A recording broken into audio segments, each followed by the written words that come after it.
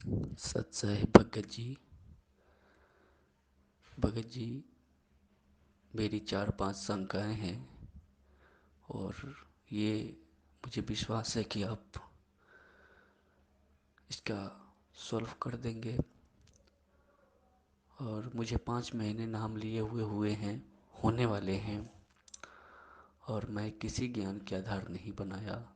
मैं सिर्फ अपने दुख निवारण करने के लिए ही मैं टीवी पे सत्संग थोड़ी बहुत किसी और गुरु के देखता था, उसी में संत रामपाल जी महाराज जी के सत्संग आता था, तो उसमें सत्संग तो समझ में नहीं आता था, लेकिन जो उसमें इंटरव्यू है जो भगत जी ने बताते थे, उससे मुझे लगा कि मेरी दुख दूर हो जाएगी।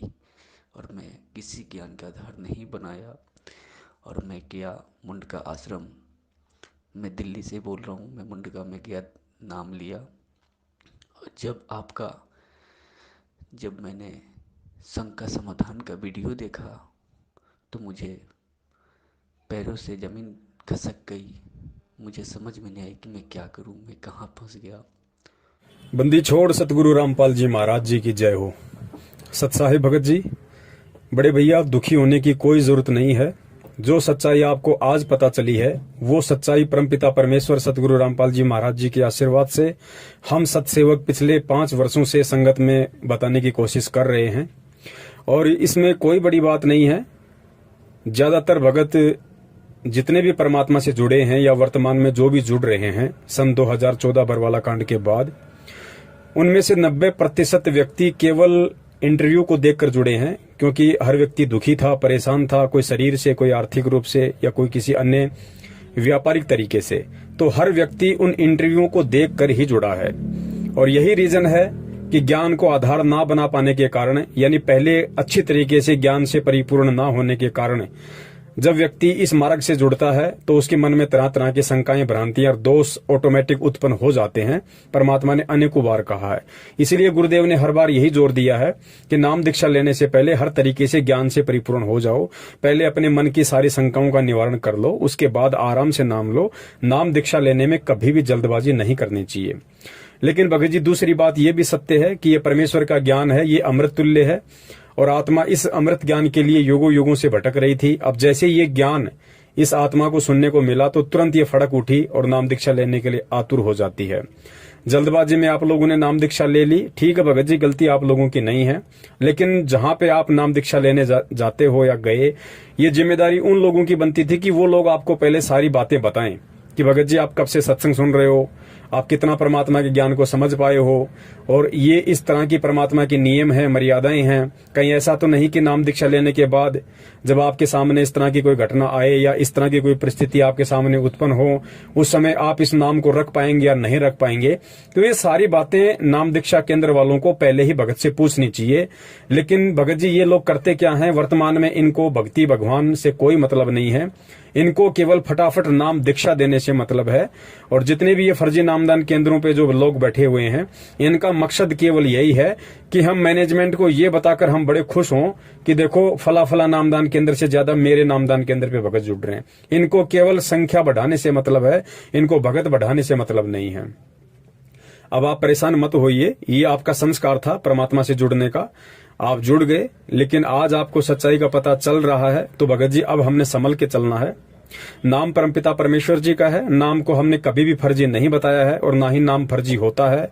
अगर फर्जी कोई लोग हैं तो वे नामदान सेंटर वाले हैं, वे सतलोक आश्रम बरवाला वाले हैं, वे सतगुरु रामपाल जी महाराज जी के कलयुगी परिवार वाले भाई बंधु और रिश्तेदार हैं, जो लोग अपने स्वार्थों के लिए भगत समाज को अंधाधुंध तरीके से उनके नाम की आड़ में और उनके नाम दीक्षा वाली सीढ़ी की आड़ में दुनिया को लूट रहे हैं।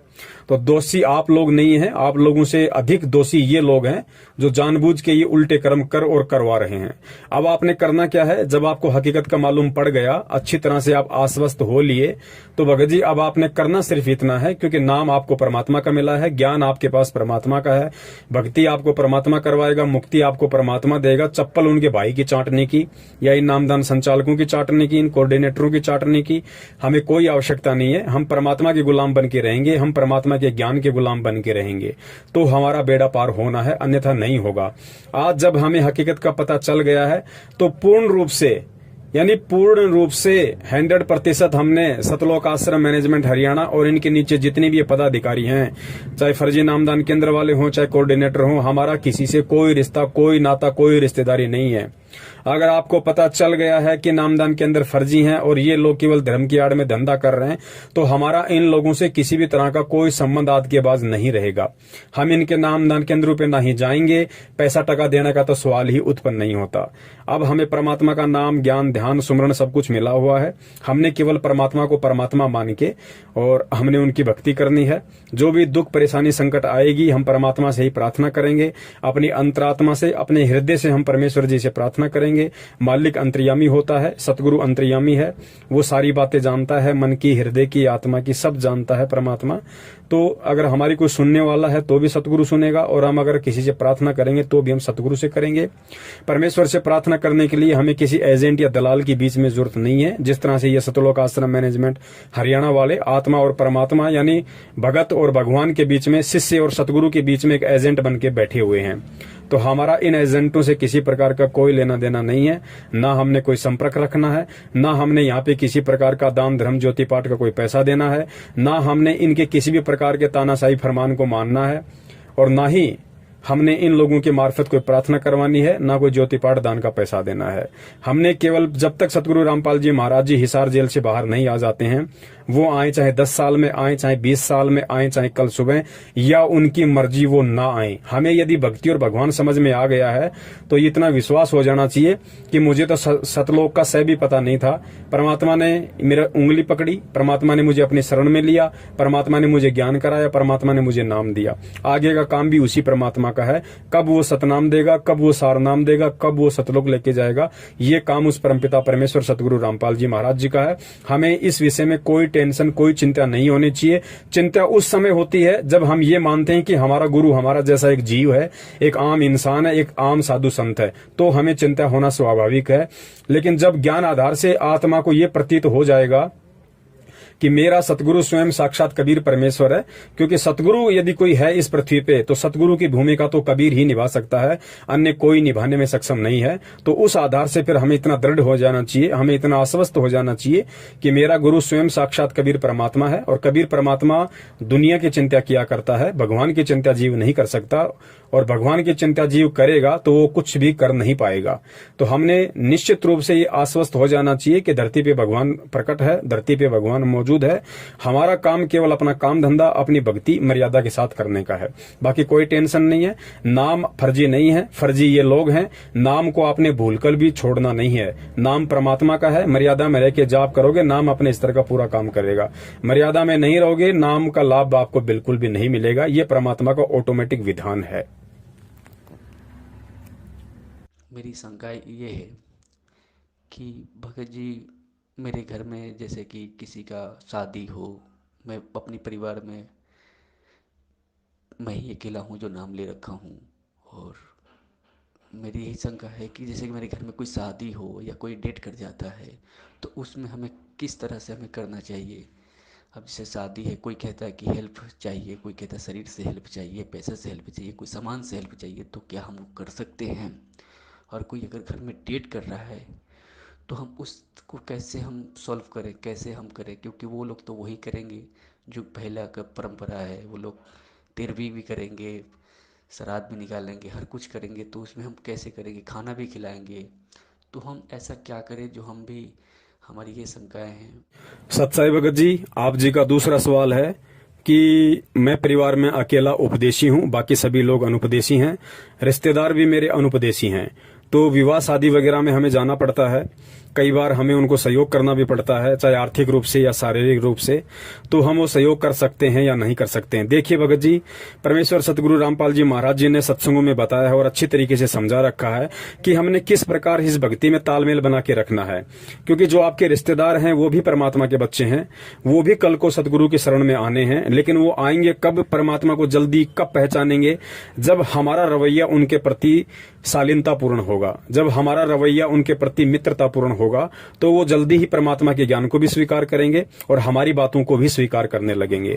तो रिश्तेदारियों को परमात्मा ने 7 पीढ़ियों का नाता बताया है। रिश्तेदारी हमें तोड़नी नहीं है, भले ही वो गुरु जी के ज्ञान को स्वीकार करें या ना करें, वो उनके संस्कार के ऊपर निर्भर करता है। लेकिन हम भगत हैं, तो हमने भगत होने के नाते हमने हर जगह परमात्मा के प्यार और प्रेम से ही हमने संदेशा देना है, माने या ना माने, ये सामने वाले के संस्कार हैं।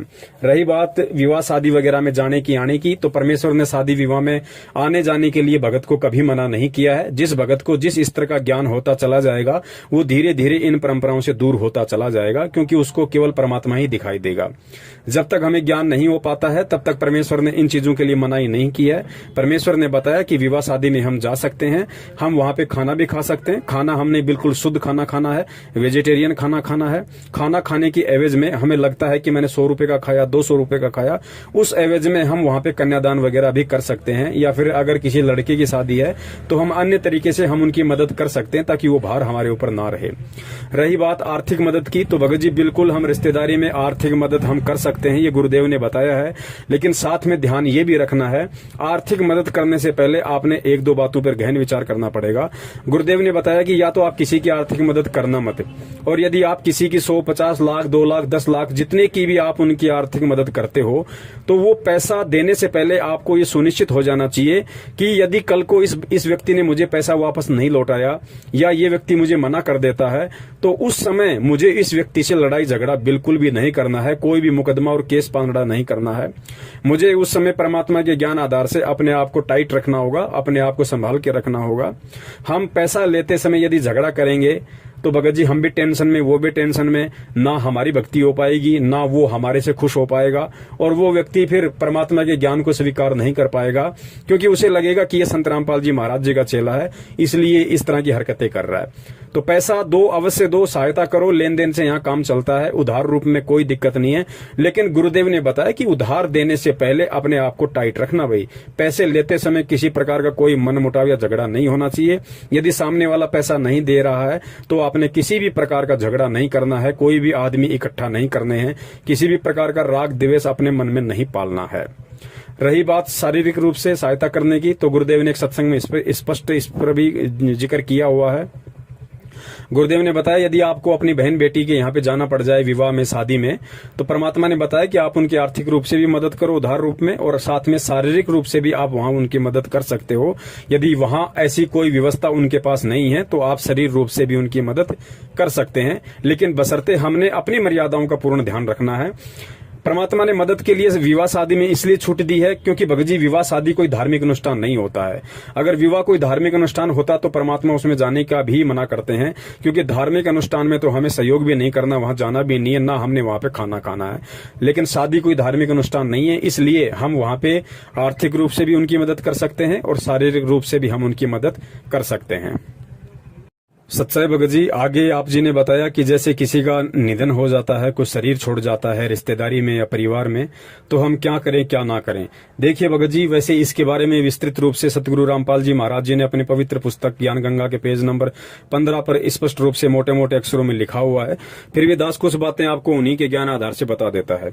परमात्मा ने बताया कि दुख सुख में हमें सभी के यहाँ भागीदारी होना है, चाहे रिश्तेदार हो, चाहे ग्रामीण हो, चाहे आसपास का कोई हो। और कुछ परंपराएं ऐसी हैं उन लोगों की जिनमें हमने बिल्कुल भी सहयोग नहीं देना है, और हमारी जो क्रियाएं हैं, क्रिया मतलब जो मर्यादा गुरुदेव ने बताई है, उन मर्यादाओं में रह के हमने चलना है। सबसे पहले आन उपासना, क्योंकि जब किसी की डेथ हो जाती है तो नॉर्मली सांसारिक परंपराओं के तहत उनका गुरुजी या पंडित जी आता है, तो पंडित जी जो भी वहां पे पिंड वगैरह भरता है या और अन्य जो भी अपनी क्रिया करता है, नारियल वगैरह लाके पूजा पाठ वगैरह करता है, तो हमने ना तो उस सामग्री को मतलब हाथ से पकड़ना है, ना हमने मार्केट से वो सामग्री उस दिन लाके देनी है, और ना हमने किसी भी तरह से पूजा पाठ में हमने सहयोग करना है, ना हमने शामिल होना है। शामिल होने का मतलब ये होता है अगर हमारे परिवार में किसी की डेथ हो गई तो रहें तो कि हम परिवार में बाहर तो जा नहीं सकते। शामिल होने का मतलब है पंडित जी के कहे अनुसार हमने ना वहां बैठना है, ना हमने अपने जो भी पंडित जी जो भी क्रिया करता है उस क्रिया में हमने भागीदार नहीं बनना वहां पे। इसके अलावा गुरुदेव ने बताया कि आप मरने वाले की अर्थी को कांदा दे सकते हैं, शमशान घाट तक आप उसको लेके जा सकते हैं। चिता के लिए लकड़ी वगैरह का भी प्रबंध हम कर सकते हैं, उसमें कोई दोष नहीं है। हम चिता को अग्नि भी दे सकते हैं। वो लोग जैसा भी बोलते हैं राम नाम सत्य है, सत्य बोले गत है, हम वो भी बोल सकते हैं, क्योंकि सही बात है कि राम का नाम ही सत्य है और सत्य बोलने से अर्थात उसके सत भक्ति मंत्रों का जाप करने से ही मोक्ष है। इसके अलावा हम लोग मंगलाचरण भी बोल सकते हैं, इसमें भी कोई दिक्कत नहीं है।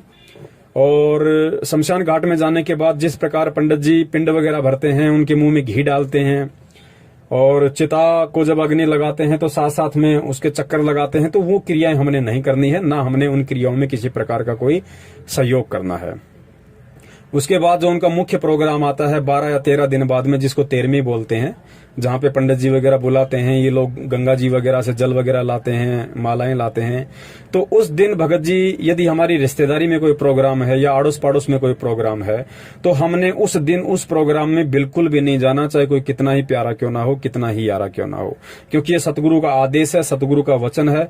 और यदि हम उस दिन वहां चले जाते हैं तो भगत जी वो एक तरीके से धार्मिक अनुष्ठान हो गया है, पाखंडवाद वहां चलेगा, तो हमने उस दिन वहां जाना भी नहीं है। जाने से वहां पे हमारा सहयोग माना जाता है और गुरु के वचन की अवहेलना हो जाती है। यदि हमारे परिवार में ही ऐसी कोई समस्या है तो हम जाएंगे कहां, रहना तो हमें वही है, लेकिन हमने उनकी उन आन उपासनाओं में, उन कुरीतियों में, उन पूजा पाठ में, हवन यज्ञ में किसी प्रकार का कोई सहयोग हमने नहीं करना है। खाना हम खा सकते हैं क्योंकि घर में है, तो खाना खाएंगे कहां, तो खाना वगैरह हम वहां पे खाएंगे रोजाना की तरह। हम तो अपना रोजाना का जो रूटीन है वही समझ के हम खाना खाएंगे। लेकिन वो लोग जो खाना बना रहे हैं उस दिन, जो लोगों को खिलाने के लिए या अपने पंडित जी को खिलाने के लिए 13वीं वाले दिन, तो हमने उस खाने में से उस दिन नहीं खाना भगत जी। अगर आपकी खाने की व्यवस्था नहीं है तो भले भगत जी एक टाइम भूखे रह जाना, कोई दिक्कत नहीं है। यदि आप अलग से खाना बना के खा सकते हैं तो बहुत अच्छी बात है, वो आप अपना खा सकते हैं। तो इस प्रकार कुछ बातें हैं जिनसे हमने बचना पड़ेगा, कुछ चीजें ऐसी हैं जिनका हमने सीधे रूप से संघर्ष करना पड़ेगा, क्योंकि भगत जी भक्ति में संघर्ष होता है और संघर्ष हम करेंगे तभी हम दृढ़ होंगे और तभी हम परमात्मा के दिल में जगह बना पाएंगे। और जब हम भगत होकर संघर्ष नहीं करेंगे तो भगत जी ये कुरीतियां समाप्त नहीं हो सकती, फिर ये ऐसे ही चलती रहेंगी। तो परमात्मा इसीलिए हमें इनका विरोध करने के लिए कहते हैं कि बच्चों, जब तक तुम ये ज्ञान लेके, इतनी समझ लेके, जब तुम इन कुरीतियों से, इन पाखंडवाद से, इन फालतू की परंपराओं से पीछे नहीं हटोगे, संघर्ष नहीं करोगे, तो अन्य तो फिर इनसे पीछे हटने की सोच भी कैसे सकते हैं। तो इस प्रकार से हमने भगत जी, यदि किसी का निधन हो जाता है, यदि कोई मर जाता है, तो हमने इस प्रकार अपनी रहनी करनी वहां पे करनी है, इस प्रकार की हमने क्रियाएं वहां पे करनी है। और जैसे भगत जी फैक्ट्री में मैं काम करता हूँ, तो वहाँ पे मालिक का एक रूल है कि वहाँ पे मंदिर लगा रखा है देवी देवताओं को, तो उसने अपने तो सामने आके पूजा करता है और जो लेबर है उनको कहता है कि तू पीछे हाथ जोड़ के खड़े हो जाओ। तो हम कहें कि हम तो हाथ नहीं जोड़ सकते हैं। तो उन्होंने बोला क्यों? हमने कहा गुरु जी की गुरु जी का आदेश नहीं है। तो ऐसा कौन सा गुरु है जो तुम्हारा पूजा से मना करते हैं? हमने कहा कि देखिए, पूजा और साधना में बहुत अंतर है। हमें इसी भगवान की साधना करते हैं, इनकी मंत्र जाप करते हैं, पूजा नहीं कर सकते हम। तो बहुत कोशिश किए, तो उन्होंने कहा कि कोई बात नहीं, पूजा नहीं कर सकते, तो दूर खड़े हो जाओ। तो वहाँ पे खड़े हैं, तो कोई मुझे दोस्त तो नहीं है। और एक शंका ये है कि जैसे आज 2-4 दिन में दिवाली आने वाली है, तो उसमें मालिक कुछ पैसे भी देंगे, कुछ सामान भी देंगे, मिठाइयाँ भी देंगे, तो क्या वो ले सकते हैं? सत्साई भगत जी, आगे आप जी कह रहे हैं कि मैं जिस फैक्ट्री में काम करता हूं वहां का मालिक वहां पे कुछ पूजा पाठ करता है। पूजा पाठ वो स्वयं करता है, लेकिन पूरी लेबर को पीछे हाथ जोड़ के खड़े होने के लिए बोलता है। भगत जी देखिए, इसमें किसी प्रकार का कोई दोष नहीं है।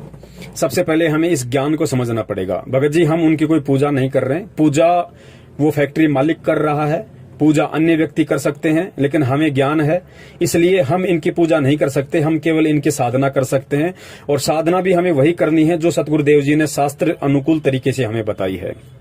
यदि ऐसी कोई परिस्थिति है, आप फैक्ट्री में काम करते हैं, तो भगत जी ऐसी कोई दिक्कत नहीं है। पीछे हाथ जोड़ के हम खड़े हो सकते हैं। ब्रह्मा विष्णु महेश जी, माता जी या देवी देवताओं के आगे हाथ जोड़ने से कोई दोष नहीं है किसी प्रकार का, क्योंकि पवित्र गीता जी में सतगुरु रामपाल जी महाराज जी ने पढ़ाया है कि देवी देवताओं को नमस्कार किया जाता है और तत्वदर्शी संत को दंडवत प्रणाम किया जाता है। यदि हमसे देवी देवताओं को दंडवत प्रणाम करने के लिए कहा जाए तो हमने बिल्कुल नहीं करना है, लेकिन हाथ जोड़ के यदि नमस्कार करने के लिए कहा जाए तो हम सहर्ष कर सकते हैं। इसमें कोई दोष नहीं है, क्योंकि गीता जी परमात्मा का विधान है और परमात्मा कह रहे हैं कि देवी देवताओं को नमस्कार किया जाता है। तो नमस्कार करने में, हाथ जोड़ के खड़ा होने में ब्रह्मा विष्णु महेश के आगे कोई दिक्कत नहीं है। और वैसे भी कॉमन सेंस की बात है, जब हम सुबह सुबह या फिर जब भी दिन में हम मंत्र कार्ड लेके जब हम प्रथम मंत्र का जाप करते हैं तो भगत जी वही ब्रह्मा विष्णु महेश देवी और गणेश जी होते हैं।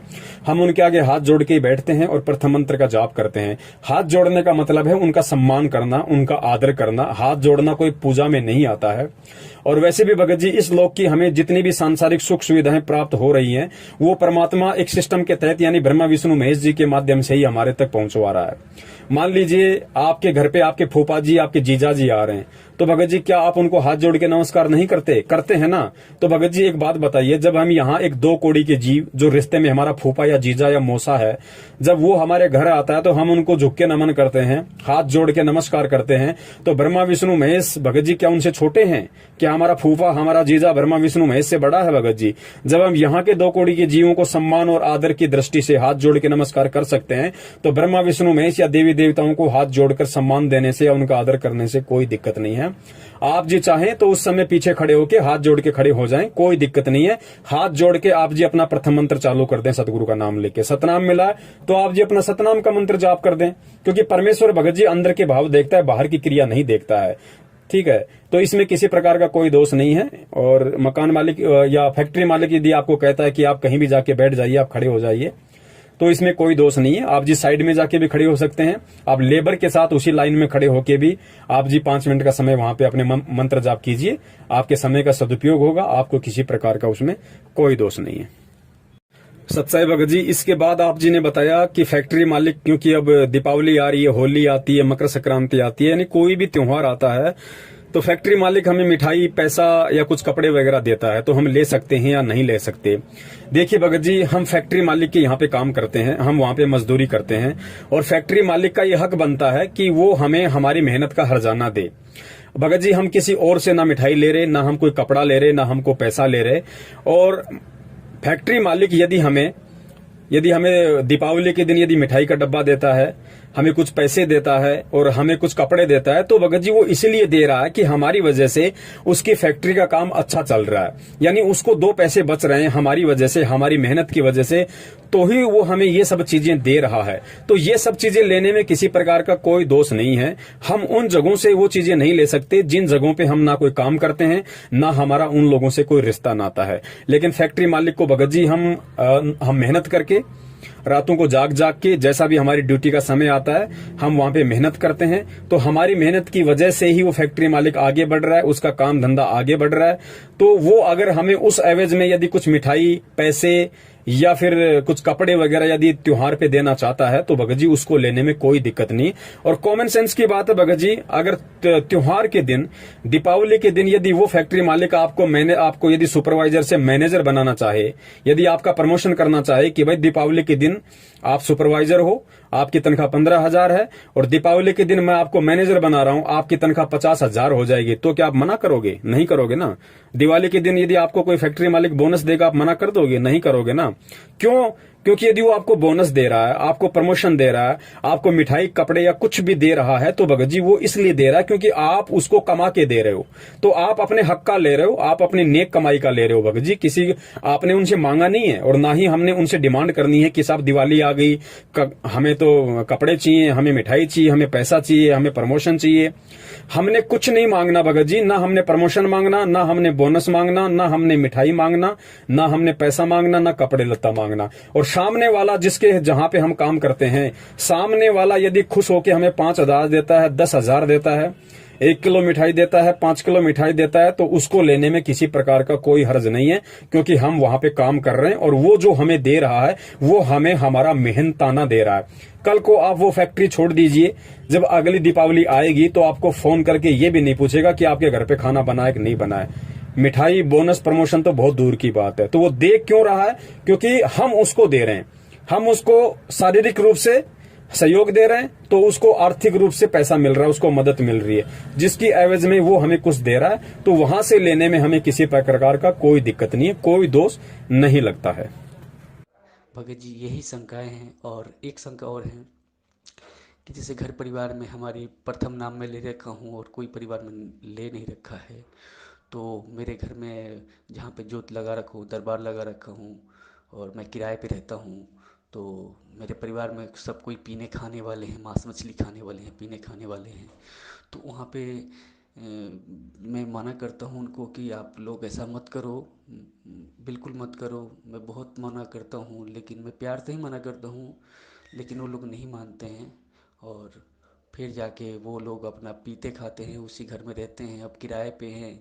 अब हमको उतना पैसा की बचत भी नहीं है कि हम अपना रूम कहीं अलग ले लें या 2 कमरे ले लें जिसमें गुरु जी के दरबार अलग रखें और भाई लोग अपना अलग रहें। तो ऐसा भी हमारे बचत नहीं है, तो उसमें तो कोई दोष नहीं है। और जैसे कि सिस्टर का शादी होने वाला है, तो उसमें जैसे कि पहले परंपरा तो यही है कि दहेज लेके ही शादी करते हैं लोग, लेकिन हम तो गुरु जी के शरण में हैं। तो हम तो नहीं दहेज ले सकते हैं, नहीं दे सकते हैं। तो वो लोग अगर ये मांगते हैं तो हम किस तरह से शादी करेंगे? सत्साई भगत जी, इसके अलावा आप जी कह रहे हैं कि घर में सभी अनुपदेशी हैं और हमारे घर में मांस मिट्टी वगैरह भी खाते हैं, बाहर से लोग लेके आते हैं, भाई है बहन है, घर पे खाते हैं। तो मैं किराए पे रहता हूँ, एक ही मकान है। अब मैं कैसे एडजस्टमेंट करूं, मैं कैसे रहूं, कैसे संतुलन बना के बैठूं? मैं उनके साथ में रहता हूं, खाता पीता हूं, तो कहीं मुझे कोई दोस्त तो नहीं है? देखिए भगत जी, सतगुरु रामपाल जी महाराज जी ने कहा है कि कबीरा तेरी झोपड़ी गल कटियन के पास, जो करेगा सो भरेगा, तू क्यों भया उदास। भगत जी, आप अगर दूध पियोगे तो आपको फायदा है, भाई शराब पिएगा तो भाई को नुकसान है। आपके शरीर को किसी प्रकार का कोई नुकसान नहीं है। तो आपकी मजबूरी है, आप जी एक कमरे में सब रहते हैं। भगत जी ऐसा है, वो लोग चाहे मांस खाएं चाहे शराब पिएं, ये आपके परिवार का मामला है। आप उनसे दूर कहीं जा नहीं सकते, दूर कहीं रह नहीं सकते। तो खाना वाना जब वो बनाए तो बोला करो, भैया आप लोग जब ये मांस मिट्टी वगैरह खाओ तो हमारा खाना ना बनाया करो। आप लोग जिस दिन साधारण तरीके से रहो, उस दिन हमारा हाथ पैर वगैरह धो के शुद्ध तरीके से हमारा खाना बना दो, हम खाना खाएंगे, उसमें कोई दिक्कत नहीं है। कहने का मतलब है, जिस दिन आपका भाई शराब पी के आता है या मांस मिट्टी खा के आता है, उस दिन हमने उस भाई के हाथ से ना तो खाना खाना है, ना ही हमने उस बहन के हाथ का बना हुआ खाना खाना है जिस दिन वो बहन मांस मिट्टी खाती है। बाकी दिन भगत जी हमारे परिवार का मामला है, जाएंगे कहां, वहीं हमें खाना पड़ेगा। दूसरी बात, आप अपना आरती मंत्र सुमरण करोगे, उसमें भगत जी किसी प्रकार का कोई दोष नहीं है। खाना जब आप खाओ तो भगत जी परमात्मा ने अन्नदेव की आरती बता रखी है, खाना खाने से पहले और खाना खाने के बाद की दोनों आरती हमें करनी है। ये दोनों आरतियां तो हमें रोजाना करनी है। सतगुरु का आदेश है कि खाना खाने के बाद अन्नदेव की आरती अवश्य करनी चाहिए, चाहे मन ही मन में कर दो, चाहे बोल के कर दो। मालिक का दरबार यदि आप घर में लगा पाते हैं तो बहुत अच्छी बात है। यदि परमात्मा का दरबार आप घर में नहीं लगा पाते हैं तो भगत जी उसमें भी कोई दिक्कत नहीं है। आप अपने हृदय रूपी गुफा में अपने परमात्मा को बैठाइए, अपने हृदय में परमात्मा की फोटो लगाइए, अपने मन मंदिर में परमात्मा की ज्योत जलाइए। भगत जी, परमात्मा मजबूरी देख रहा है, वो अंतर्यामी है, वो सब जानता है कि ये भगत जानबूझ के टालमटोल कर रहा है या वास्तव में इसको मजबूरी है, जिस वजह से ये ज्योत बत्ती वगैरह या दरबार नहीं लगा पा रहा है। दरबार यदि आप लगा भी पाते हैं तो भी उसमें कोई दोष नहीं है, चाहे आपके घर में मांस मिट्टी खाने वाले हों, कोई दिक्कत नहीं है, क्योंकि भगत जी ये परिवार का मामला है। हाँ, गुरुदेव ने कहा है, यदि आपका पूरा परिवार उपदेशी है, बाहर से यदि कोई व्यक्ति ऐसा मांस मिट्टी खाने वाला आता है तो उसको उस जगह नहीं जाने देना जहां पे परमात्मा का दरबार है। अब घर में सारे लोग हैं तो घर से निकल के आप जाओगे कहां? अगर आप बना सकते हो छोटा मोटा परमात्मा का दरबार तो कोई दिक्कत नहीं है। परमात्मा देख रहा है कि भाई क्या है और क्या नहीं है। अगर परिवार में दरबार लगेगा, परमात्मा की फोटो के दर्शन वो अनुपदेशी लोग भी करेंगे तो भगत जी परमात्मा की फोटो देखने मात्र से भी उनके संस्कार बनते हैं। परमात्मा कहते हैं कि भाई साधु दर्शन राम का, मुख पे बसे सुहाग, दर्श होने को होते हैं जिनके पूर्ण भाग। घर में यदि आप अपना आरती करोगे तो भगत जी आरतियों की जो वाणी है उसका भी असर उस परिवार पे पड़ता है। एक बहुत अच्छा मैसेज वहां जाएगा, उनके संस्कार बनेंगे। भगत जी उनको भी परमात्मा से जुड़ने की 6 महीने में प्रेरणा उत्पन्न होने लग जाएगी उन वाणियों की असर के कारण। तो यदि आप परिवार में यदि आप 3 टाइम की आरती कर सकते हैं बहुत अच्छी बात है, नहीं कर सकते हैं तो आप अपना कान में लीड लगा के अपना काम करते करते कर लीजिए, अपना फैक्ट्री में आते जाते समय कर लीजिए। घर में भी आप कर सकते हैं कान में लीड लगा के, यदि घर वालों को आवाज अच्छी नहीं लगती है तो। और यदि उनकी तरफ से कोई प्रॉब्लम नहीं है तो आप सत्संग भी चलाइए घर में धीमी धीमी आवाज में, परमात्मा की आरती भी कीजिए। उन वाणियों के असर से भगत जी उनके भी संस्कार बनेंगे। ज्योत बत्ती यदि आप घर में नहीं कर सकते हैं तो कोई बड़ी बात नहीं। यदि आपको दिक्कत नहीं है तो आप अपना दीपक छोटा सा घर में परमात्मा के नाम का खड़ी बत्ती वाला देसी घी का लगा सकते हैं। लेकिन ध्यान रखें, जब तक कोई भी व्यक्ति परमात्मा से ना जुड़ा हो या कोई भी व्यक्ति परमात्मा से संकल्प दीक्षा ना लिया हो, तब तक कोई भी अनुपदेशी व्यक्ति परमात्मा की ज्योत बत्ती नहीं कर सकता है। भगत जी वही व्यक्ति करे जो व्यक्ति परमात्मा से या तो संकल्प नाम दीक्षा के माध्यम से जुड़ा हो या फिर परमात्मा से नामदान लेके जुड़ा हो। तो यहाँ हमें इस तरीके से रहनी करनी है। जो जैसा करेगा वो अपना पाएगा। आपको किसी प्रकार का कोई दोष नहीं है भगत जी। हम मार्केट में जाते हैं 4 दिन के लिए, 5 दिन के लिए कहीं बाहर जाते हैं, हम भगत जी ढाबे पे खाना खाते हैं। ढाबे पे लिखा है शुद्ध वैष्णव भोजन। हमें लगता है कि यहाँ पे बिल्कुल वेजिटेरियन खाना मिलेगा, आप वहाँ खाना खा लिए। आपको क्या पता कि जो रसोई में खाना बना रहा है उसने शराब नहीं पी रखी होगी, उसने मांस मिट्टी नहीं खा रखी होगी। आपको क्या पता कि वो लोग अपने लिए उसी होटल में मांस नहीं पकाते होंगे या शराब नहीं पीते होंगे। लेकिन हमने हमारे काम से मतलब है, हमने पैसे दिए, हम वहां से निकल गए। हमें कोई मतलब नहीं पीछे से कौन खा रहा है, क्या पी रहा। हाँ, यदि हमें मालूम पड़ेगा कि इस आदमी ने पी रखी है या ये आदमी मांस मिट्टी खा रहा है, तो फिर हमने वहां पे भोजन पानी वगैरह का इस्तेमाल नहीं करना है। यही स्थिति अपने घर की है। अगर हमें नहीं पता है तो हम खाना खा सकते हैं उनके हाथ का। यदि हमें पता चल गया कि आज इस दिन इसने मांस खा रखा है या आज मेरे भाई ने शराब वगैरह पी रखी है, तो हमने फिर उनके साथ में खाना नहीं खाना। साथ में खाना खाने का मतलब एक थाली में खाना नहीं खाना, अलग अलग हमने थालियों का प्रयोग करना है। हमने किसी भी अनुपदेशी की जूठन का प्रयोग नहीं करना। जूठन से मतलब एक कटोरी में दोनों व्यक्ति सब्जी नहीं खा सकते हैं, और एक ही प्लेट में यदि चपाती रखी हो तो उस चपाती में उठा उठा के हर व्यक्ति नहीं ले सकता है। कहने का मतलब सबके बर्तन अलग अलग होने चाहिए, एक ही बर्तनों में हमें खाना नहीं खाना है। आपके परिवार वाले यदि मांस मिट्टी का यूज करते हैं और आपके लिए यदि खाना बनाते हैं तो उनको बोल दो भैया मेरा खाना थोड़ा आप लोग बर्तनों को साफ करके बनाया करें। यदि घर में मांस मिट्टी बनती है तो, यदि घर में मांस मिट्टी नहीं बनती है तो फिर किसी प्रकार की कोई दिक्कत नहीं है। तो इस प्रकार से आप जी अपनी रहनी करने को सुचारू रूप से कर सकते हैं, इसमें कोई दिक्कत नहीं है। यदि छोटी मोटी ऊंच नीच जाने अनजाने में हो भी जाती है तो परमात्मा समझता है, मालिक अंतर्यामी है कि भाई क्या मजबूरी है मेरे भगत के साथ में, क्या मजबूरी नहीं है। उस हिसाब से भगत जी हमें किसी प्रकार का कोई दोष नहीं लगता है, लेकिन कोशिश हमने हर संभव बचने की ही करनी है। सत्साई सत्साई भगत जी, आगे आप जी बता रहे हैं कि आपकी बहन की शादी होने वाली है, परिवार में सभी अनुपदेशी हैं, सामने वाले दहेज की डिमांड कर रहे हैं। भगत जी आप उपदेशी हैं, नियम परमात्मा के आपके ऊपर लागू हैं, बाकी परिवार वाले अनुपदेशी हैं, तो परमात्मा का कोई भी नियम उनके ऊपर लागू नहीं है। कहने का मतलब है यदि बहन की शादी है, आप बहन की शादी में भगत जी आप पैसा देके, जो भी आप अपना फैक्ट्री में काम करते हैं, जितना भी आप कमाते हैं, उस हिसाब से आप जी बहन की शादी में आर्थिक रूप से और शारीरिक रूप से मदद अवश्य कर सकते हैं। लेकिन ध्यान रखना भगत जी हमने किसी भी प्रकार के पूजा पाठ वगैरह में शामिल नहीं होना है। घर वाले यदि कोई पंडित वगैरह का इंतजाम करते हैं, या घर वाले यदि अन्य किसी पूजा पाठ वगैरह के लिए, या फिर कोई कपड़ा लत्ता देने के लिए, या किसी प्रकार के लेन देन के लिए यदि कोई व्यवस्था करते हैं, भगत जी आपकी मजबूरी है। आपका एक मतलब ज्वाइंट आपकी फैमिली है और कमाने वाले केवल आप 1 या 2 हैं। आप जी पैसे से मदद कर सकते हैं क्योंकि उन व्यक्तियों को ज्ञान नहीं है, लेकिन आप केवल पैसे से मदद कर सकते हैं। बाकी अन्य किसी भी प्रकार की पूजा पाठ, हवन, लेन देन, जुआरी, टीका, तिलक, बात, इनमें आपने बिल्कुल भी सहयोग नहीं करना है। आप परिवार वालों को स्पष्ट रूप से बता दीजिए कि साहब देखिए मेरे हिस्से में जितना पैसा आता है बहन की शादी के लिए उतना आप मेरे से ले लीजिए। मेरे शरीर से जो मेहनत बन पड़ेगी, जो बाराती हैं, जो रिश्तेदार हैं, जिनको खाना खिलाना, चाय पिलाना, उनकी सेवा करना है, या फिर जो है मतलब ब्याह शादी वगैरह में खाना वगैरह बनवाना या बारात को जिमाना, जो भी है वो मैं करूंगा। लेकिन फालतू की जो परंपराएं हैं, जो रीति रिवाज हैं, लेना देना, तिलक निकालना, जुआरी करना, पैसे देना, पैसे देने का मतलब जैसे वो टीका निकालते हैं फिर 11-11 रुपए देते हैं, ये सारी बकवादें हमने बिल्कुल नहीं करनी है। ना हमने कोई टीका निकलवाना, ना हमने पैसा लेना, ना हमने जवारी रूप में पैसा देना। कपड़े लत्ते का लेन देन आपके परिवार वाले अपने स्तर पे करें। आप जी केवल आर्थिक रूप से उनको मदद कर सकते हैं। एक बार शुरू में बोल दीजिए कि भाई मेरे हिस्से में कितने आ रहे हैं या फिर मैं आपकी कितनी मदद कर सकता हूं, उस हिसाब से आप जी उनको पैसा वगैरह दे दीजिए। बाकी आपने किसी भी प्रकार की क्रियाओं में सहयोग नहीं करना है। जो पाखंड की क्रियाएं हैं, जो फालतू की क्रियाएं हैं, जिनका भक्ति मार्ग से दूर दूर तक कोई लेना देना नहीं है, और जो गुरुदेव ने हमें बता रखी हैं, उन क्रियाओं में हमने किसी प्रकार से उनका कोई भी सहयोग नहीं करना है। तो ये कुछ बातें हैं, इन बातों से हमने भगत जी बचना है और इन परंपराओं से हमने धीरे धीरे हटना है।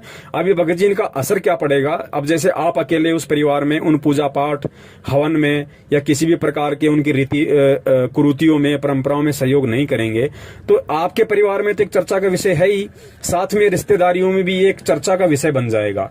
भाई ऐसा क्या ज्ञान है, भाई ऐसा कौन गुरु है हमारे गुरु तो मना नहीं करते, उनके गुरु क्यों मना करते हैं? तो एक तरीके से वहां पे परमात्मा की चर्चा चलेगी। अब थोड़ा थोड़ा होते होते बात जब आगे बढ़ती है तो लोग सोचने पे विवश होते हैं, लोग मजबूर होते हैं कि ऐसा क्या है, ऐसा क्या ज्ञान देते हैं इनके गुरु जी आखिर। तो उन लोगों की भी थोड़ी जिज्ञासा बनेगी जब हम दृढ़ होंगे, यानी हमारी दृढ़ता के कारण, हमारे संघर्ष के कारण एक विषय बना चर्चा का, और चर्चा का विषय बना तो फिर आदमी चिंतन करने के लिए सोचता है। भगत जी चिंतन करेगा तो फिर उसको गुरु जी का सत्संग सुनना पड़ेगा या पुस्तक पढ़नी पड़ेगी, तो धीरे धीरे वो लोग भी इस तरह से परमात्मा के विषय में सोचने लगेंगे, परमात्मा से जुड़ने का विचार करने लगेंगे जब उनके समझ में आएगा। तो इस तरीके से भगत जी हमने बचना है और अपनी भक्ति को बचा के रखना है। सत साहिब। और भगत जी एक शंका ये है कि मैंने जब नाम लिया गुरु जी से तो मेरे अंदर बहुत ही ज़्यादा, जब मैं यूट्यूब पे सत्संग देखने लगा तो इसमें ये आने लगा कि गुरु जी जेल में कैसे गए। मैंने, क्योंकि नाम लेने से पहले तो मैं देखा नहीं कि गुरु जी जेल में क्यों गए, इसका कारण क्या है। तो जब मैंने सत्संग में जब दिखने लगा गुरु जी के ऊपर इतना आरोप लगा है, गुरु जी ये किए हैं, वो किए हैं, ऐसे हैं, वैसे हैं, तो मेरे मन में बहुत शंकाएं आने लगी। तो गुरु जी के प्रति बहुत दोष आ गई, बहुत दोष आ गई। तो अब तो मुझे पता भी चल गया है कि अभी लोग जो नामदान वाले हैं ये तो फर्जी हैं। तो मेरा तो लग रहा है खंड हो गया है।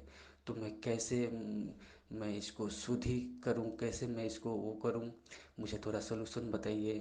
सत्साई भगत जी, आगे आप जी कह रहे हैं कि नाम दीक्षा लेने से पहले मुझे कुछ नहीं पता था किसी भी प्रकार की घटना का, और जैसे उसके बाद मुझे बरवाला कांड के विषय में पता चला, मैंने मीडिया के मार्फत तरह तरह के वीडियो देखे, लोगों की बातें सुनी, तो मेरे मन में गुरुजी के प्रति दोष उत्पन्न हो गया। भगत जी ये एक स्वाभाविक सी बात है, इसीलिए परमात्मा बार बार जोर देते हैं कि बच्चों पहले ज्ञान को आधार बनाओ, पहले सतगुरु और भक्ति को समझ लो। जिस व्यक्ति ने अपने सतगुरु को समझ लिया, उस व्यक्ति को चाहे दुनिया कितना ही उसके ऊपर गंदगी डाल दे, चाहे कितनी गंदगी उसके गुरु के ऊपर डाल दे, वो व्यक्ति जिंदगी में डगमग होने की बात तो छोड़िए, अपने सतगुरु के प्रति मन में 1% शंका भी पैदा नहीं कर सकता है। जो ज्ञान समझ के, ज्ञान पे दृढ़ होके जो भक्ति से जुड़ता है। फिर भी भगत जी चलिए कोई बात नहीं, ये कलयुग है और जल्दबाजी में आप जी जुड़ गए, बहुत सारी आत्माएं जुड़ी हैं मीठे मीठे इंटरव्यू देख के, और अब आप कह रहे हैं कि मेरे मन में इस तरह से दोष उत्पन्न हो गए थे। भगत जी कोई बात नहीं, परमात्मा कहते हैं कि हमको इस काल भगवान ने कितनी गंदगी में लपेट रखा है, और जब छोटा बच्चा बार बार लेटरिन करता है, सारे कपड़े खराब कर लेता है, खुद भी खराब हो जाता है, तो माँ उससे नाराज नहीं होती। माँ फिर से उसको नहलाती है, उसको धुलाती है, नए कपड़े पहनाती है। 5 मिनट बाद बच्चा फिर से लेटरिन कर देता है, फिर से बाथरूम कर देता है, वो माँ उसको मारती नहीं, फिर से उसको नहलाती है, फिर से उसको साफ करती है। माँ को पता है कि नादान है, धीरे धीरे समझदार होगा तो सारी चीजें समझने लग जाएगा। तो भगत जी फिलहाल वर्तमान में जब हम परमेश्वर से जुड़ते हैं तो हमारी स्थिति भी उस नादान बच्चे की तरह होती है। हमारे मन में इस तरह की शंका आना स्वाभाविक है, कोई बड़ी बात नहीं है, क्योंकि सभी व्यक्तियों के संस्कार इतने प्रबल नहीं होते, सभी व्यक्ति ज्ञान को आधार बनाकर नहीं जुड़ सकते। लेकिन यदि अब आपकी समझ में आ रहा है कि ये सारा पाखंड है, सारा ढोंग है, हमारे गुरुदेव बिल्कुल सोना है, खरा सोना है, हमारे गुरुदेव ऐसा कोई भी दोष, कोई भी ऐसा गलत काम नहीं कर सकते, और जिन लोगों ने किया उन लोगों की सच्चाई आज संगत के सामने आ रही है, तो भगत जी हम परमपिता परमेश्वर जी से दंडवत करके अपने मन में आई हुई उन भ्रांतियों के लिए समायाचना करें कि हे मालिक, मैं नादान प्राणी हूं, 2 कौड़ी का जीव हूं, परमात्मा मेरी क्या औकात है मालिक। अब धीरे धीरे आपका ज्ञान समझ में आ रहा है तो आत्मा को दृढ़ता मिलती जा रही है। परमात्मा मेरे मन में जो भी दोष या विकार उत्पन्न हुए आपके प्रति या भक्ति के प्रति, परमेश्वर उनको क्षमा करने की दया करें, और मालिक मुझ दास को हिम्मत दें, मुझ दास को ज्ञान आधार से इतना परिपूर्ण करें, मुझ दास का ज्ञान योग खोलें परमेश्वर, ताकि मैं इस भक्ति पे दृढ़ होकर, अटल होकर चलूं। तो मन में कोई दोष नहीं लेके आना है, और यदि ऐसा कोई दोष आ जाता है तो भगत जी हमें परमात्मा से ही समायाचना करनी है। परमेश्वर ही माफ करने वाला है, और परमेश्वर ही सद्बुद्धि देके हमें उन चीजों से बाहर निकालने वाला है। तो ऐसी कोई बड़ी बात नहीं भगत जी, इस तरह के दोष आ सकते हैं क्योंकि मीडिया बहुत ज्यादा मिर्च मसाला लगा के पेश करती है, और जो जगत वाले गुरुजी से ईर्ष्या रखते हैं वो भी बहुत नमक लूण मिला के और इन बातों को आगे बढ़ा चढ़ा के पेश करते हैं, तो शंकाएं हो जाती हैं। लेकिन ध्यान रखना, हमने भक्ति नहीं छोड़नी है, भगवान से अविश्वास नहीं करना है, क्योंकि ये परमात्मा है, बड़ी मुश्किल से हाथ लगा है भगत जी, अब की बार हमने धोखा नहीं खाना है। सत साहिब।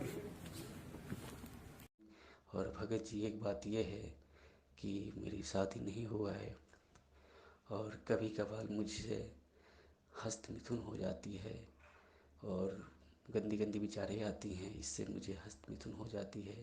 भगत जी यही मेरा सबसे बड़ी एक मतलब कि एक गंदी आदत की तरह है ये। मैं क्या करूँ? मुझे इस मैं तो समझ रहा हूँ कि इससे भगवान की कहीं मर्यादा खंड होती होंगी, तो मुझे बहुत ये डर है अंदर। तो भगत जी आप थोड़ी सी इसकी सलूशन मुझे बताएं।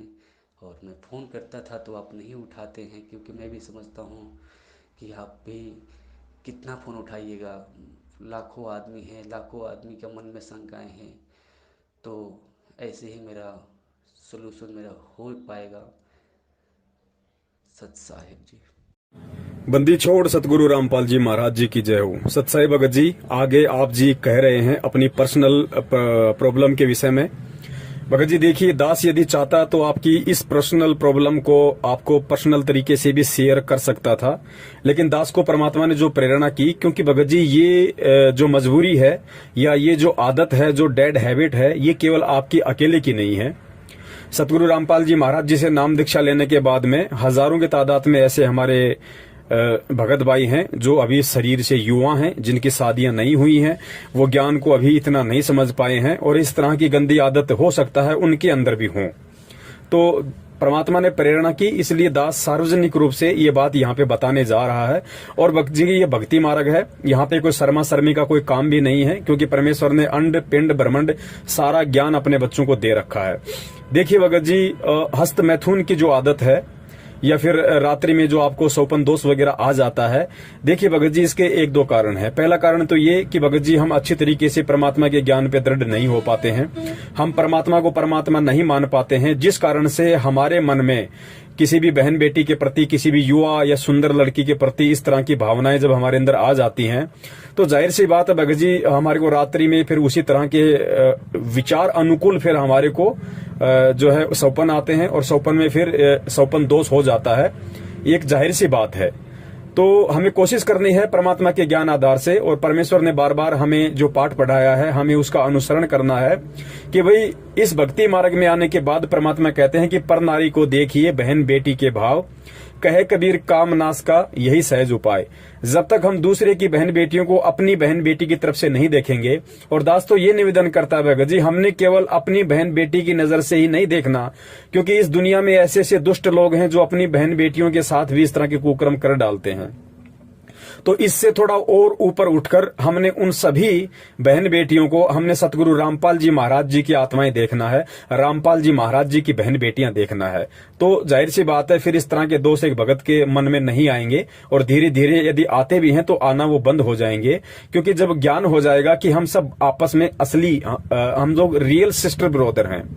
सतलोक में हम सभी भाई बहन थे, हम सब भाई बहन हैं। इस काल लोक में आके इसने किसी को किसी की बेटी बना दिया, किसी को पत्नी बना दिया, किसी को मां बना दिया। बाकी रियल में हम सभी एक परमात्मा की आत्माएं हैं, ना हम पुरुष हैं ना हम स्त्री हैं, हम केवल आत्मा है और हम एक ही उस परमात्मा के संतान हैं। तो हमें जब इस चीज का ज्ञान आधार से ज्ञान होगा तो भगत जी इस तरह के दोष सौते हमारे मन में आना धीरे धीरे बंद हो जाएगा, और हमने कोशिश भी करनी पड़ेगी, थोड़ा संघर्ष भी करना पड़ेगा। देखो विचार आना भगत जी एक स्वाभाविक सी बात है। आपके मन में यदि किसी औरत को देख के या इस तरह से यदि कोई बहन बेटी को देख के यदि ऐसा कोई विचार आ जाता है, या कोई मूवी फिल्म वगैरह या इस तरह का कोई भी सीन वगैरह देख के जो आप ना चाहते हो फिर भी आपके आंखों के सामने आ गया, और यदि इस तरह का सीन वगैरह देख के यदि आपके मन में इस तरह की भावनाएं आ जाती हैं, क्योंकि भगत जी आजकल तो मोबाइल भी एक ऐसी चीज है, हम जैसे यूट्यूब सर्च करेंगे ना चाहते हुए भी, भले हम गुरुजी का सत्संग देखें, लेकिन गुरुजी का सत्संग जैसे ही हम लोग देखेंगे किसी भी यूट्यूब चैनल पे, तो ना चाहते हुए भी 2-4 सेकंड के ऐसे ऐड आ जाते हैं जो बिल्कुल अश्लील होते हैं, घटिया होते हैं। और मैं तो यहां तक कहूंगा कि कुछ लोगों ने संत रामपाल जी महाराज जी के सत्संगों को डाल डाल के अपने यूट्यूब चैनल पे, और यूट्यूब चैनल्स को उन्होंने मोनोटाइज करवा रखा है, यानी उन्होंने कमाई का जरिया करवा रखा है। कमाई का जरिया मतलब उन्होंने अपने चैनल को मोनोटाइज करवा रखा है, उनको पैसे मिलते हैं, पैसे की वजह से कंपनी उनके ऊपर ऐड लगाती है। अब भगत जी हम गुरुजी के सत्संग सुनने के लिए उस चैनल को ओपन करते हैं, सोचते हैं किसी भगत भाई का चैनल है, और जैसे ही हमने चैनल को ओपन किया तो भगत जी उस पर अर्धनग्न होकर लड़कियां डांस कर रही हैं, फिर अश्लील भाषा यूज करते हुए चुटकुले आ रहे हैं। तो मेरा उन सभी भाई बहनों से निवेदन है जो सतगुरु रामपाल जी महाराज जी के भगत हैं और जिन्होंने यूट्यूब पर अपने चैनल बनाकर गुरुजी के वीडियो सत्संग डाल रखे हैं, बहुत अच्छी बात है, लेकिन मैं प्रार्थना करूंगा कि आप गुरुजी के नाम से आप जो चैनल बनाते हैं या जिन चैनलों पे आप गुरुजी का सत्संग डालते हैं, मेरी प्रार्थना है आप उनको कमाई का जरिया ना बनाएं। आप उनको कमाई का जरिया ना बनाएं, क्योंकि इस तरह करने से कंपनी उस पर ऐड लगाएगी, क्योंकि कंपनी अपना ऐड लगाएगी तभी तो कंपनी आपको पैसे देगी मोनेटाइज करने के बाद में। तो आप उसको मोनेटाइज ना करें और आप परमेश्वर के ज्ञान को ही चलने दें। भाई रोजी रोटी की चिंता ना करें। जिस परमात्मा ने आपको भजन दिया है, भोजन की चिंता उसकी है, भोजन का प्रोग्राम उसने पहले ही करके भेजा हुआ है। तो आप जितने भी भगत भाई बहन हैं जिन्होंने अपने यूट्यूब चैनलों को कमाई का जरिया बना रखा है, वो उसको वहां से हटा लें। दास की प्रार्थना है, बाकी आपकी अपनी मर्जी, आपके अपने विचार। तो भगत जी, सोपन दोष आना ये एक सामान्य सी प्रक्रिया है। युवा शरीर होता है, तरह तरह के विचार भी उत्पन्न हो जाते हैं, लेकिन हमने ज्ञान आधार से धीरे धीरे इन पे कंट्रोल करना पड़ेगा। एकदम से कंट्रोल नहीं हो पाते हैं। और ऐसी परिस्थितियां यदि हमारे सामने आ जाती हैं, मन में ऐसा किसी के प्रति कोई दोष हो जाता है, तो भगत जी दोष उत्पन्न होना कोई बड़ी बात नहीं है, लेकिन हमने उस दोष को कंट्रोल करना है, क्योंकि कंट्रोल करने के लिए ही परमात्मा ने सत्संग दिए, परमात्मा ने तत्व ज्ञान दिया है कि हम उस पर कंट्रोल करें। मान लीजिए हमारा बेवजह किसी से झगड़ा हो जाता है, सामने वाला बेवजह हमें गालियां निकालता है, मारने पे उतारू होता है, तो जी तो हमारा भी करता है कि हम भी दो रख दें उसके गाल पे, हम भी झगड़ा कर दें। लेकिन फिर परमात्मा ने सत्संग में क्या बताया कि बेटा आवत गाड़ी एक है, उल्टा होए अनेक, कहे कबीर ना उल्टी रहे एक की एक, जो तो को काटा बोवे ताको बोतु फूल है, और तोहे फूल के फूल हैं, वाको हैं त्रिशूल। तो फिर हमने यहाँ पे परमात्मा के उस ज्ञान को आधार बनाना पड़ेगा, वरना गुरुजी ने कहा है कि जैसा वो कर रहा है तत्व ज्ञान से अपरिचित होने के कारण, और यदि तू भी तत्व ज्ञान से परिचित होने के बाद उसके जैसे ही क्रिया करेगा, उसके साथ लड़ेगा, झगड़ेगा, कसेगा, तो फिर मंद बुद्धि प्राणी, फिर तेरे में उसमें क्या अंतर हो गया? फिर तेरा ये तत्व ज्ञान लेने का, सतगुरु धारण करने का, सत्संग सुनने का फायदा क्या? फिर तो ये सात ज्ञान का मुकदमा है, चाहे रोज करो दिन में। फिर वैसे आप दुखी होते रहोगे, वैसे आप परेशान होते रहोगे। तो परमात्मा ने कहा भगत को सहन करना पड़ेगा, भगत को संघर्ष करना पड़ेगा, भगत को सहन करना पड़ेगा। भगत को गुरुदेव ने सूरमा की उपाधि दी है, सूरवीर की उपाधि दी है। और आध्यात्मिक मार्ग में भगत जी सूरवीर उसको कहते हैं जो ज्ञान आधार से संघर्ष करता है, जो प्रेम और अहिंसात्मक रूप से अपनी लड़ाई लड़ता है, और जो सहन करता है, जो सहन करता है वो भक्ति मार्ग का सूरमा है भगत जी।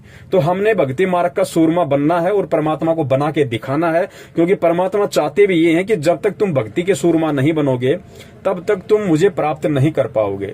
तो भगत जी अगर इस तरह के मन में दोष हमारे आते हैं तो भगत जी हम केवल सत्संगों से ही उनका निवारण कर सकते हैं। ज्यादा से ज्यादा हम परमात्मा के सत्संग वगैरह सुनने की कोशिश करें, परमात्मा के शब्द वाणियां सुनने की कोशिश करें, फिर जो जो परमेश्वर ने वाणियों में, शब्दों में, सत्संगों में कहा है हम उस पर विचार करने की कोशिश करें, फिर हम उस पर अमल करने की कोशिश करें, और अंततः हमें उस पर चलना पड़ेगा।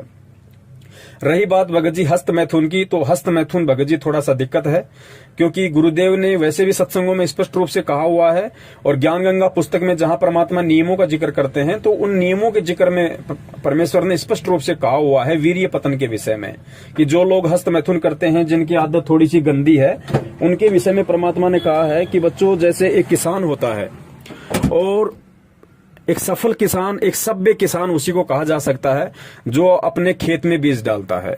और वही किसान यदि उस बीज को किसी बंजर जमीन में डाले या किसी कुरड़ी वगैरह में डाले, किसी गंदी जगह पे उस अनमोल बीज को डालेगा, तो वो किसान सभ्य किसान या जो है एक मतलब अच्छे विचारों वाला किसान नहीं कहा जा सकता है। उसको मालूम होना चाहिए कि यदि खेत में बीज डालेंगे तो कुछ फसल होती है पैदा, उसका कुछ यूज है।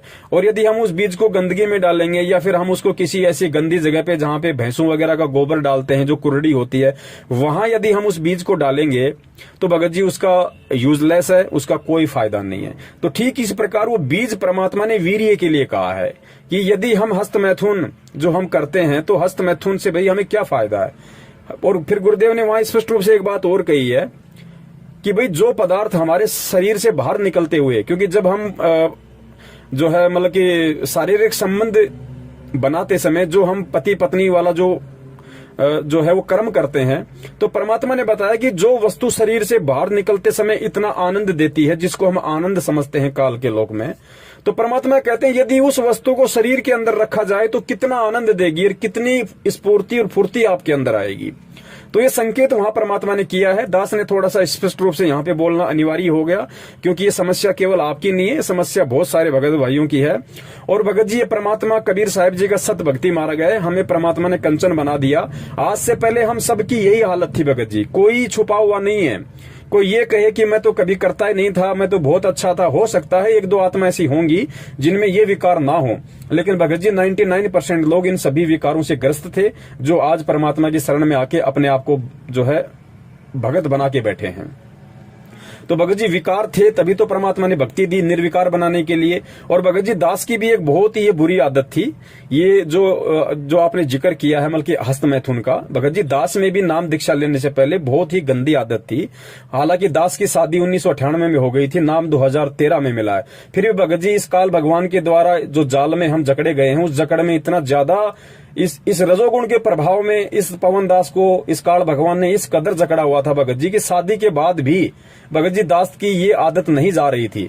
और जब परमेश्वर ने सन 2013 में नाम दीक्षा ली, भगत जी क्या मजाल कि हमें कभी उस तरफ हमारा दिमाग भी गया हो। तो ये परमात्मा के ज्ञान का प्रभाव है भगत जी। तभी हमें विश्वास हुआ कि भाई जिस आदत को मैं बचपन से लेके और अपना जो है 2013 तक नहीं छोड़ पा रहा था, शादी होने के बाद भी, उसके बाद भी अगर मेरी आदत अगर छूटी है, मैंने सारे यत्न किए भगत जी, मैंने बहुत सारे लोगों से सलाह ली, मैंने कुछ टेबलेट्स वगैरह भी खाई, मैंने गोली दवाई भी ली कि भाई मेरी इस गंदी आदत से मेरे को छुटकारा मिले।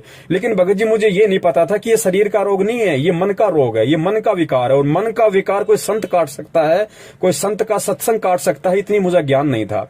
और जब परमात्मा ने 12 अप्रैल सन 2013 को अपनी शरण में लिया भगत जी, उसके बाद क्या मजाल कि दास का कभी उस तरफ ध्यान भी गया हो। तो फिर दास को दृढ़ विश्वास हुआ कि भाई वास्तव में जब गुरुदेव के सत्संगों में इतना प्रभाव है, तो यदि हम गुरुदेव को तन मन धन सब कुछ समर्पित कर दें, तो भगत जी परमात्मा क्या से क्या नहीं कर दे। जिसने ये आदत छुड़वा दी मात्र अपने ज्ञान से, भगत जी अगर हम उसको सब कुछ अपना सर्वस्व सौंप दें, उसको परमात्मा रूप में स्वीकार कर लें, भगत जी क्या वो ये लोक नहीं छुटवा देगा, ये दुनिया नहीं छुटवा देगा, मोह माया ममता नहीं छुटवा देगा।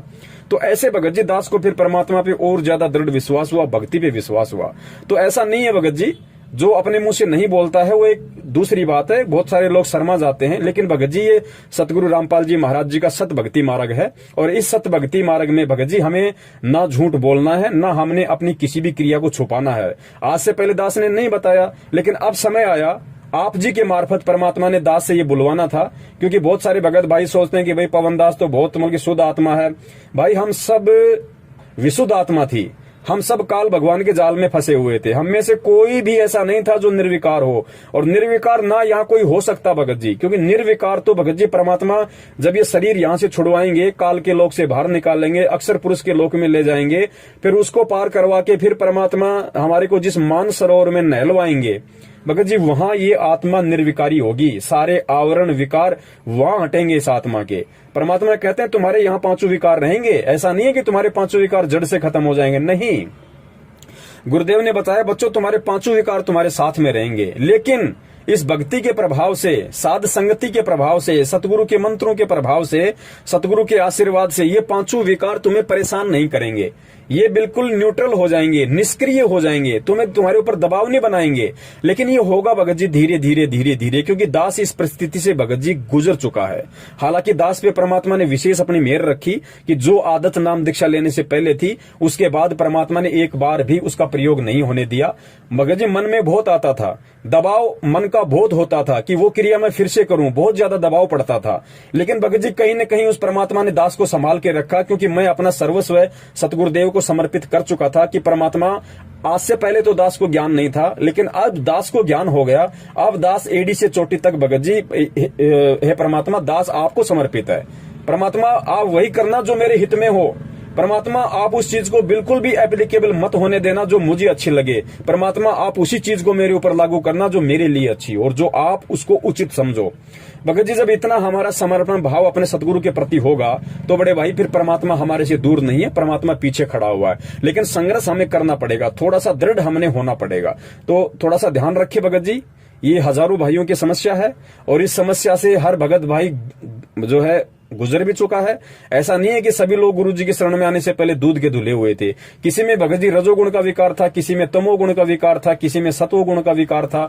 आज भी है उनमें। बहुत सारे भगत भाई नहीं बता पाते, आप जी ने बता दिया, आप जी ने बता दिया तो भगत जी दास ने भी खुल के बता दिया। जो अन्य भगत भाई बहन है उनकी भी शंकाओं का समाधान होगा। तो भगत जी हमने पीछे हटना पड़ेगा इन चीजों से। देखो, मन के दबाव में आके जीव नाम दीक्षा लेने के बाद भी गलतियां करता है। अगर नाम दीक्षा लेने के बाद में जीव गलतियां करता है तो जाहिर सी बात है उसके ऊपर मन का दबाव यानी काल का प्रेशर है। किसी पे कम होता है, किसी पे ज्यादा होता है। लेकिन हमने भगत जी थोड़ा सा संघर्ष करना सीखना पड़ेगा, और संघर्ष हम तभी कर पाएंगे जब हम सत्संगों को ध्यान से सुनेंगे और परमात्मा से हम पल पल ये प्रार्थना करते रहेंगे उठते बैठते कि हे परमेश्वर संभाल के रखना, मालिक ये काल का लोक है। आज से पहले तो हम भी यहाँ पे मगन होके घूम रहे थे, हमें कुछ नहीं पता था, लेकिन जब से आपका ज्ञान थोड़ा थोड़ा समझ में आने लगा है तो परमात्मा मालूम पड़ने लगा है कि परमेश्वर यहाँ तो कभी भी हमारा पैर वापस उलझ सकता है, कभी भी अपने जाल में फंसा सकता है। तो परमात्मा हम दो कोड़ी के जीव हैं, लेकिन आप समर्थ हो। हे सतगुरु, हाथ पकड़ के रखना मालिक, जाने अनजाने में कोई गलती भी हो जाए तो परमात्मा क्षमा करना, और आगे से ऐसी हिम्मत देना परमात्मा कि वो गलती दोबारा करने की हमारे अंदर वो प्रेरणा भी ना उठे।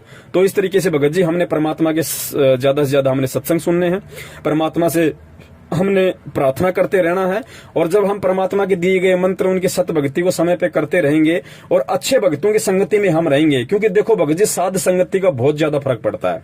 अगर आप गुरु जी के सत्संगों के साथ साथ यदि आप ऐसे भक्तों के संपर्क में रहो जिनके विचार परमेश्वर के अनुरूप हैं, तो भगत जी इस तरह की बातों के लिए मन में कोई बकवाद रहती ही नहीं है। और गुरुजी ने तो बता रखा है कि भाई जब भाई तुम सत्संग सुनो, सत्संग सुनने से मन हट जाए तो परमात्मा का कोई शब्द सुन लो, शब्द सुनने से मन हट जाए तो अपना मंत्र कर लो, मंत्र से मन हट जाए तो अपनी आरती रमैनी कर लो, आरती रमैनी से मन हट जाए तो अपने किसी भगत भाई के पास बैठ जाओ या अपने किसी भगत भाई से मोबाइल पे बात कर लो। अब ये समस्या कुछ दिनों की है भगत जी, ज्यादा दिनों की समस्या नहीं है, क्योंकि वर्तमान में भगत जी साध संगति नहीं हो पा रही, सत्संग भी लोग इतने नहीं सुन पा रहे, और उसके बाद साध संगति तो हो ही नहीं रही। साध संगति होती है परमात्मा के बच्चे इकट्ठे हों, परमात्मा को भोग लगे, ज्ञान चर्चा हो, परमात्मा का सत्संग सुने। लेकिन वर्तमान में भगत जी सत्सेवक ही परमात्मा के वो बच्चे हैं जो असल में जिनको साध संगति कह सकते हैं। और सत्सेवक भी भगत जी आपको पता है कि वर्तमान में कितना संघर्ष कर रहे हैं परमात्मा के बच्चों को समझाने में। हमारी पारिवारिक समस्या भी है, आर्थिक समस्या भी है, सांसारिक समस्याएं हैं। तो फिलहाल हमने भगत जी गुरु जी के सत्संगों को ही सबसे बड़ी संगति बनाना पड़ेगा, और यथासंभव हो सके जो अच्छे भगत हों, जो सत्सेवक हों, उनकी हम संगति में रहें। सतलोक आश्रम मैनेजमेंट हरियाणा जो भक्तों को इकट्ठा करता है सत्संग के बहाने, वो साध संगति नहीं है। वहां तो ज्यादा विकार उत्पन्न होते हैं, क्योंकि वो लोग सत्संग के बहाने भीड़ इकट्ठी करते हैं, वो फिर अपना मनमाना आदेश गुरु आदेश में पारित करते हैं। वो तो वहां तो दोहरा नुकसान है भगत जी। तो कोशिश करें गुरु जी के सत्संगों से लगे रहें और परमात्मा से हम प्रार्थना करते रहें। और इस तरह का विकार जब भी हमारे मन में आना हो तो भगत जी हम मालिक के सत्संगों को याद करें कि परमात्मा क्यों सत्संग सुनाते हैं। ये विकार छुटवाने के लिए, ये बुराइयां छुटवाने के लिए ही तो परमात्मा यहाँ पे सत्संग करने आए हैं। सत्संग से परमात्मा हमें साफ करना चाहते हैं। तो भगत जी हमें भी अपने आप को साफ करवाने की इच्छा होनी चाहिए। और संघर्ष भगत जी इस भक्ति मार्ग में है, तो संघर्ष हमें भगत जी करना पड़ेगा। और एक बार जब हम ये बाउंड्री पार कर जाएंगे भगत जी, फिर दोबारा से काल इतना प्रेशर नहीं डालेगा। तो जो भी गलती आपसे हो गई हो, कैसी भी, आप उसके लिए परमात्मा को दंड करके समायाचना करें अपने घर पे, अपने ऑफिस में, कहीं भी। मालिक अंतर्यामी है। हृदय से, आत्मा से यदि आप अपनी गलती का पछतावा करते हुए परमात्मा से आप यदि माफी मांगेंगे, प्रार्थना करेंगे, तो भगत जी परमेश्वर अवश्य माफ करते हैं।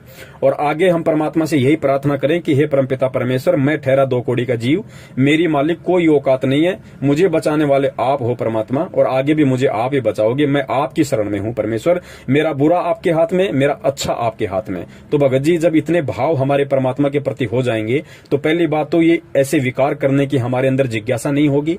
और यदि काल प्रेशर से यदि ऐसा हो भी रहा होगा तो परमात्मा अपनी आत्मा को किसी न किसी तरीके से कोई ना कोई कारण बनाकर भगत जी अवश्य उस परमात्मा को परमात्मा संभालता है। बंदी छोड़ सतगुरु रामपाल जी महाराज की जय हो। सत साहिब।